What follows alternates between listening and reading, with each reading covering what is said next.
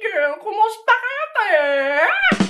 So sa video nito ay tuturuan ko kayo kung paano tayo makapag-loan sa Maya app ng up to 250,000 pesos. So sa mga wala pang Maya app dyan, meron akong tutorial on how to register on Maya. So just check that video para mag-guide kita step by step on how to register on Maya app. Before tayo magsimula sa video na ito, ay nais ko lang i-share itong Union Bank Rewards Platinum card na na-receive ko. This is your sign to get your credit card. Getting a credit card is not a bad thing kasi magagamit mo siya for your bills, emergency, may increase din yung credit limit mo, and magkakaroon ka ng points, and you can earn one never expiring point on every 30 pesos na spend mo. Magiging triple din yung points na makukuha mo when you shop and dine using the Union Bank Rewards Platinum card. Not only that, no annual fee for life pa sila, kaya hindi talaga siya masakit sa bulsa mo, te. Yung mga naipon mong reward points can be converted into cash credit. Makiklaim mo din yung reward points mo and mako-convert mo siya into discounts sa mga airlines, restaurants, online shopping, and other merchants.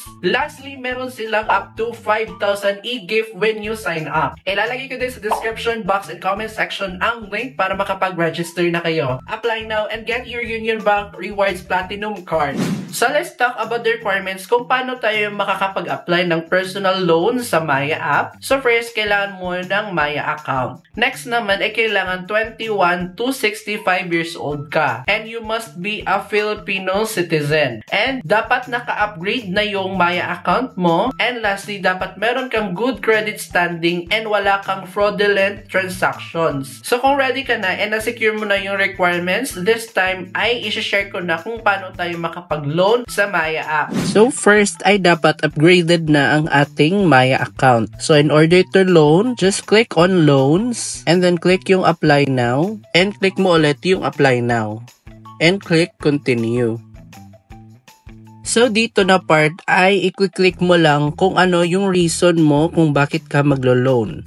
So after mong mapili yung reason mo, just click continue. So, maaari kang makapag-loan up to 250,000 pesos. So, for me, trinay ko lang i-loan yung 20,000. And mapipili mo yung mga months kung kailan mo ito mababayaran ng kompleto. So, sa baba ay makikita mo yung estimated monthly installment mo. So, pwede mo i-customize yung loan amount and yung loan term mo and kung kaya mo babayaran yung monthly installment. After that, just click on continue. So, dito ay tatanungin ka kung magkano yung monthly income mo, nature of work, source of income, job title, name of company, and then i-double check mo lang yung personal information mo. Pwede mo ding i-update ang iyong personal information. Once na na-check mo na lahat, just click on continue. Kung na-double check mo na lahat, just click submit.